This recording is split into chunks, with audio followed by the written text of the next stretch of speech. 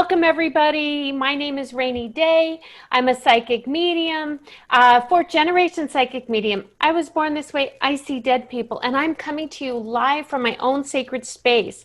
I'm the proud owner of spiritacademy.net. It's kind of a spiritual virtual center, and I have the Council of Light, about 5 beautiful practitioners, and we just all work together for the greater good. And today I'm so excited to meet. We've never really met. This is our first time face to face. I can't wait for this organic beautifulness to just come outflowing. I would love to welcome Kevin. Kevin, hi, how are you? Introduce yourself. Hi. Oh, well, thanks for having me. Yeah, so name's Kevin Coburn is the full. So just like the actor James Coburn, if you remember from years ago. Unfortunately, I do. Like our man Flint. Yes, yeah, honey, I was born in the 60s. I'm just thankful I wake up every day. Yeah. Right? I am so glad you're here. So I know you're gifted because you and I were in a class together, Lisa Williams class. Were you in the platform or the Launch Your Psychic Business? I've done the platform before with her when I did the advanced mediumship a few years ago. So this last passing was the business class, Launching Your Psychic Biz class. So. Oh my gosh, I love it. So what abilities do you have? For me, I was born this way. I'm a fourth generation psychic medium. Like that movie, The Sixth Sense, I see dead people. Yeah. And I, thank goodness, this beautiful woman back here, my grandma Oz, without her, I don't know if my gifts would be so far along. I'd probably be drinking myself numb because this is not an easy road. This is not a road somebody would choose. So tell us a little bit about your gifts and what you do. Well, for me, I didn't know. I wish I could say, oh, I remember from early on all this stuff happening, but I don't know, as a kid, weird stuff happens, and when you tell your siblings, no one really says that, you don't get any acknowledgement, so you just kind of move on. So it wasn't like a lot of premonition type things, but I remember the clearest thing I can remember, I was, just in adolescence, so 12 or 13. I remember one time I woke up straight from with a vision of my grandmother, and I remember seeing her with blood out of the corner of her mouth and sitting in a chair whimpering, and I was like freaked out. And I remember telling my sister at the time, and she's like, "Oh, that's weird. Okay." and that's weird. Yeah.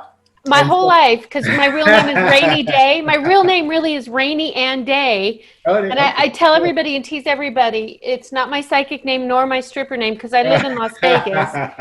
But, we're not those weird kids in the corner eating glue. We're very normal. But I understand that. And if it wasn't for her, people would pass me off too. Yeah. So did you talk to her? What happened? Yeah, well, it was funny. It was like the day. Maybe I didn't even say anything to my sibling till later, because I think it was like the next day, I remember my mother saying, "Oh, Grammy fell.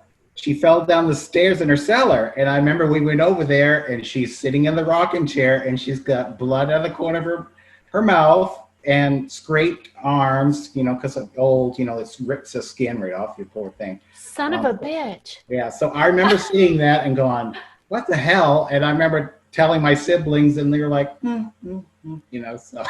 La la la. So Kevin. I just thought it was one of those weird things, and I kind of moved on. So really, premonitions. Yeah. So that was cool. That was like the first, and I think the clearest thing I can remember that stands out from growing up. And then later in my teens is when I discovered tarot. I thought it was a little spooky or whatever. And so, tell me the truth. Did you ever use a Ouija board? Oh, yes.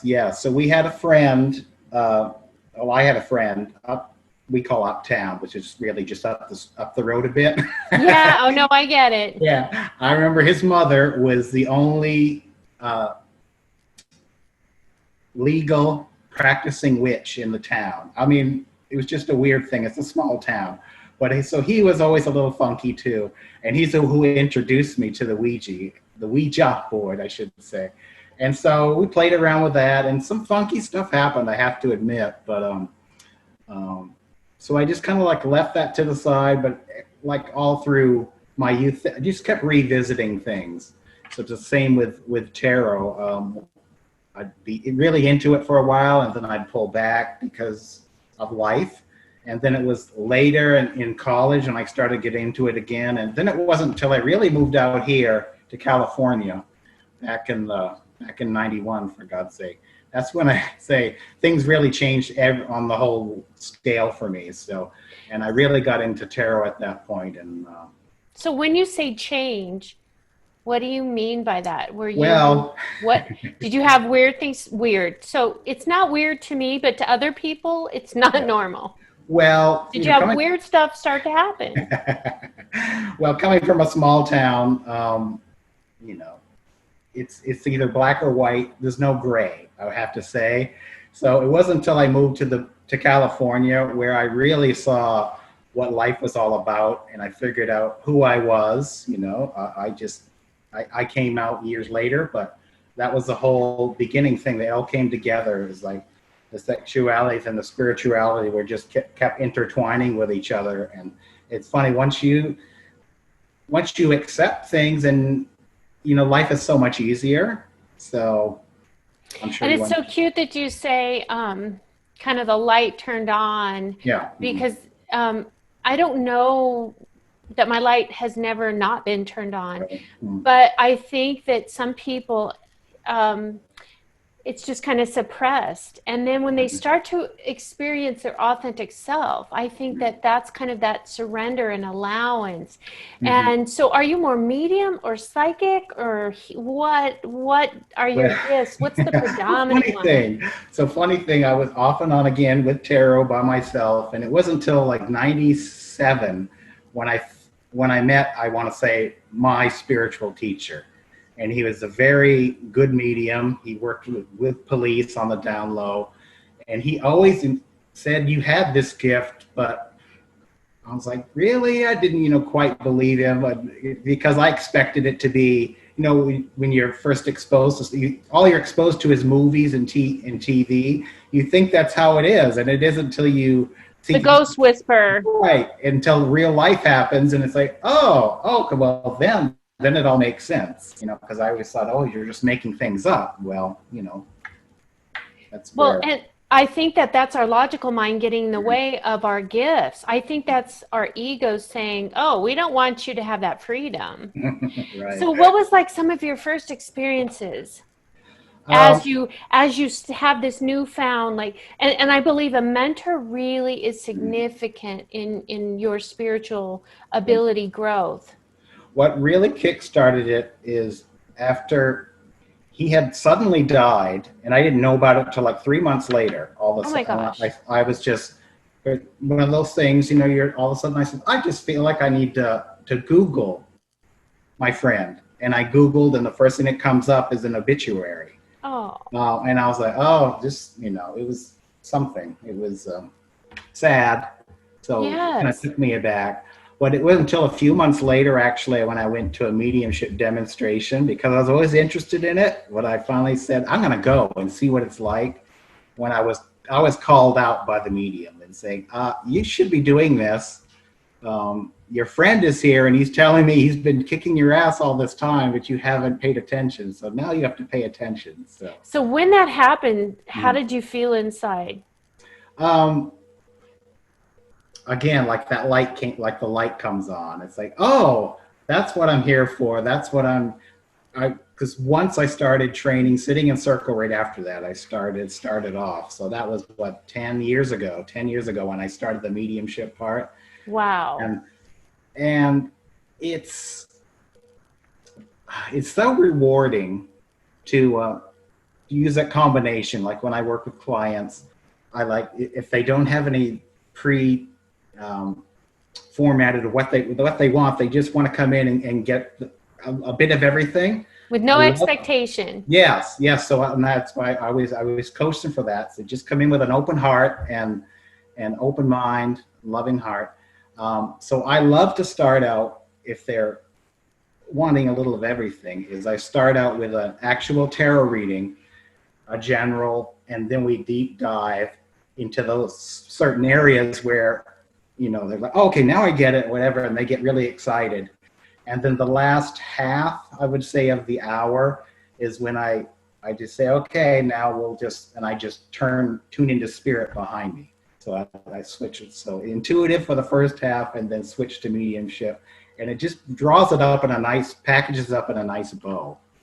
Yeah, because I think everybody has their own way of bringing spirit in. Maybe that's your method.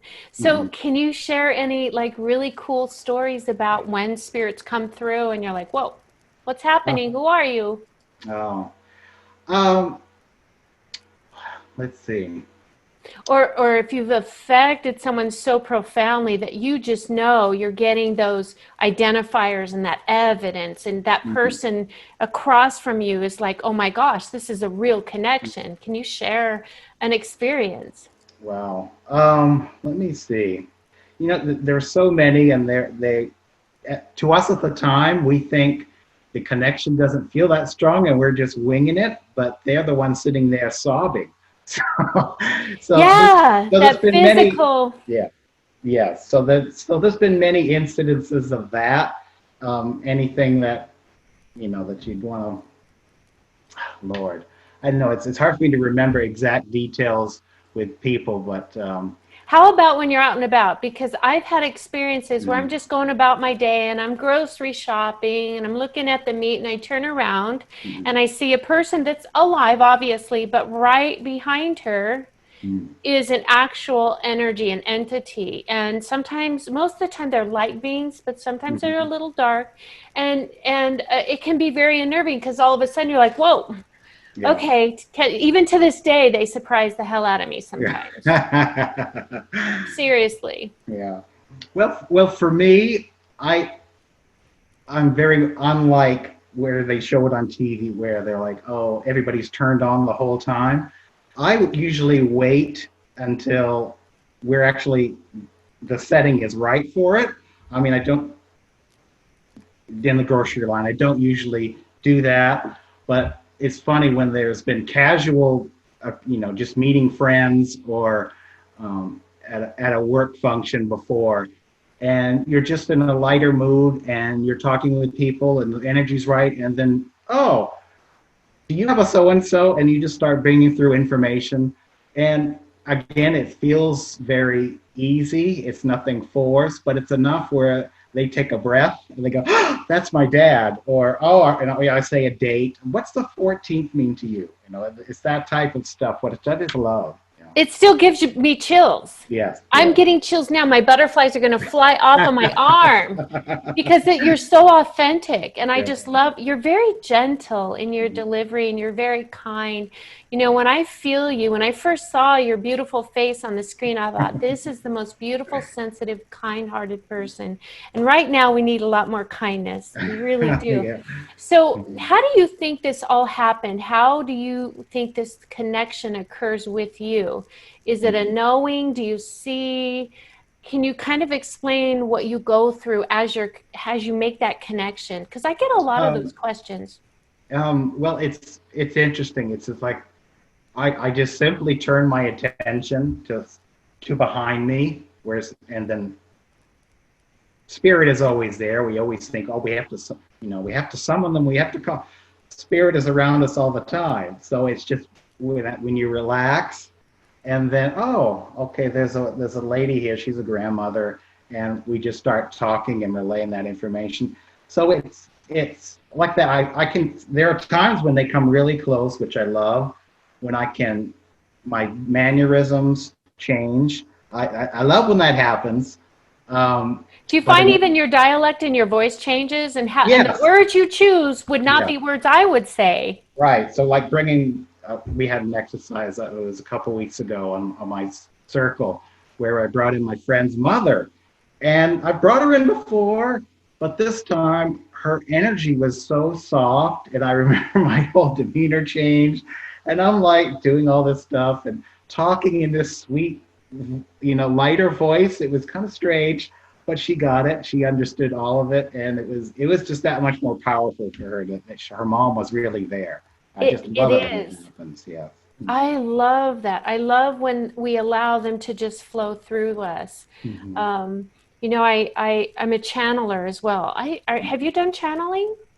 I've tried it. I need to delve into it more because my analytical mind wants to get in the way and say, and talk myself out of Logical it. mind. Yes. It will fuck you up every time. Yes. So, It's funny because I hear that you're a channeler and that you have some really beautiful, profound messages to give. So that might be something you might want to consider and I've just heard allow it people to say. flow. Mhm. Um, and here's something else weird that's coming through for me, for you, is they're telling me grab your phone and the voice recorder on it and just Mhm. let it fly. Or like your notes section that does Mhm. words. I don't know. I think you have messages of Mhm. healing. You're just very healing to be Mhm. around. I just feel very at ease and Mhm. calm, and I just think the world of you. You're Yeah, amazing. thank you. So where can we find you? How do people find Kevin? Oh, that's been the challenge. As you know, there's there's no shortage of mediums. So trying to make oneself um, put oneself out there, but yet doing it authentically. That's my biggest thing. I'm, what you see is what you get. I'm very honest and upfront. I'm not going to tell you anything that just to feed anyone's ego. It's like what you need to know, spirit will get it out in that session. So for me, I'm based here in Long Beach, California. Oh, Uh, that's horrible. yeah, but it's I'm really in the hot. hell hot deserts of Las Vegas, Nevada, and I'm really jealous of you right now. I'm very jelly. Well, it's a swelter of a day today, and it's humid. It's like 100 and something today. It's awful. But anyways, so my site is kevincoburnmedium.com. And can you spell your last name for those Coburn, that, so Coburn. So kevincoburnmedium.com. oh, Medium, Medium, Coburn Medium, yeah. kevincoburnmedium.com. I couldn't get my name. A realtor in Canada has it. So, Well, I'm afraid that I'm sure a stripper has my name. yeah. Unfortunately, that is really my name.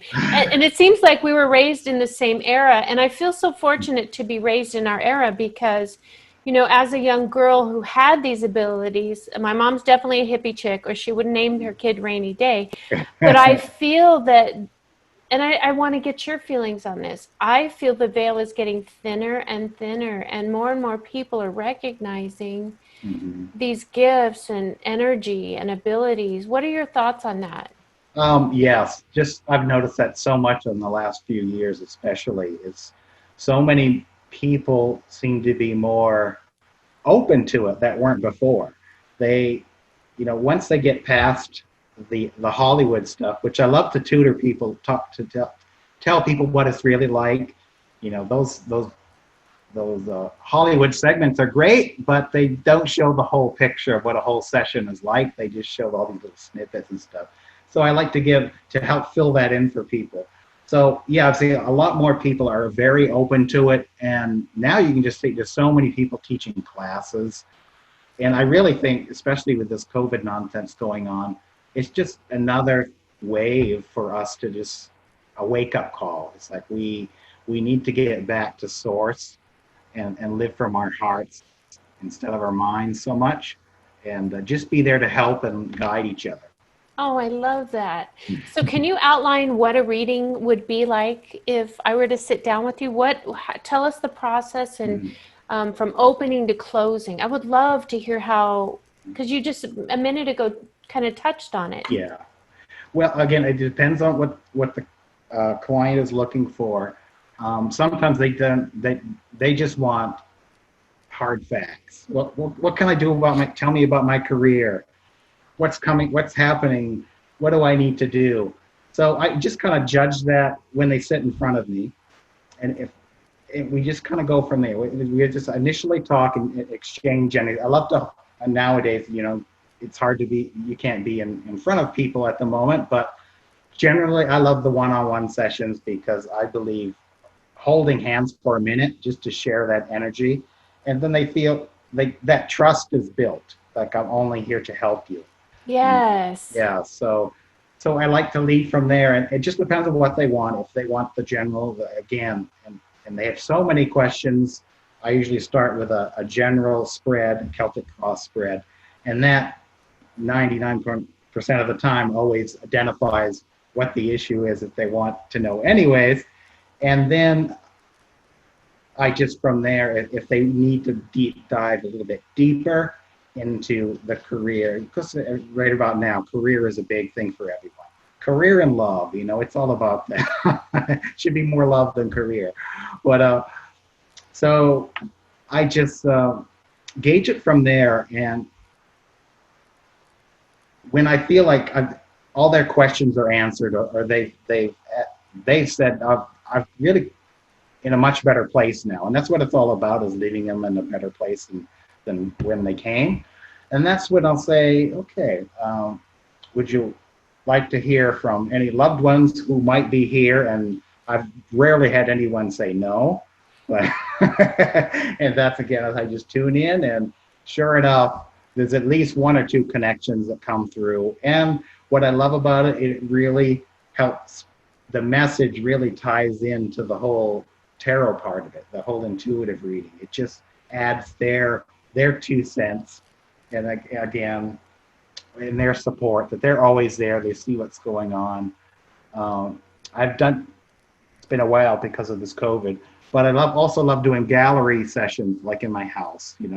I've done a public one at some point a few years ago, but I used to have them in my house with like 6 or 7 people. And I would just sit What there. is that? They just come in? Yeah, so they'd all come in, everybody. It's just me bringing in their loved ones. Oh. And there's no guarantee who's going to get a message, but again, 90% of the time, whoever's ever there will get a message. It's so great to bring through people that they don't expect, and to bring, again, it just really having them shed a tear, but it's a tear of joy, and they just know that they're not alone. They just feel so much more empowered and supported. So. Yeah, and I also find that it's so funny to me. Can you tell my grandfather? I'm like, well, honey. Tell him yourself. Right? Do you get that a lot? Yes. And I think it has to be all woo-woo. I think, no, they're there. They can hear you. Right. We just have the problem hearing, we get stuck in this physical.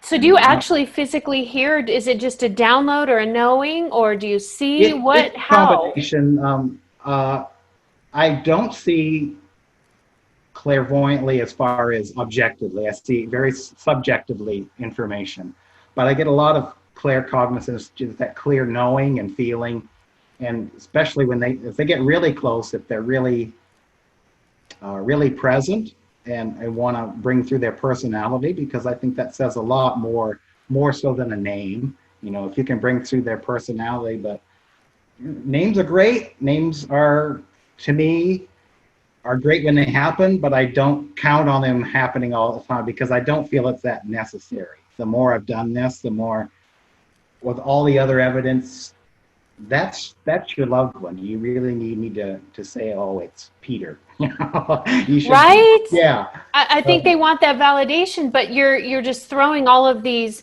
very detailed identifications and detailed evidence. Oh my goodness, I see him smoking Marlboro cigarettes. Yeah. I just feel like he liked to go fast, and you just start all of this evidential, very detailed information you would think would be pretty cool, but people, I don't know what it is about names.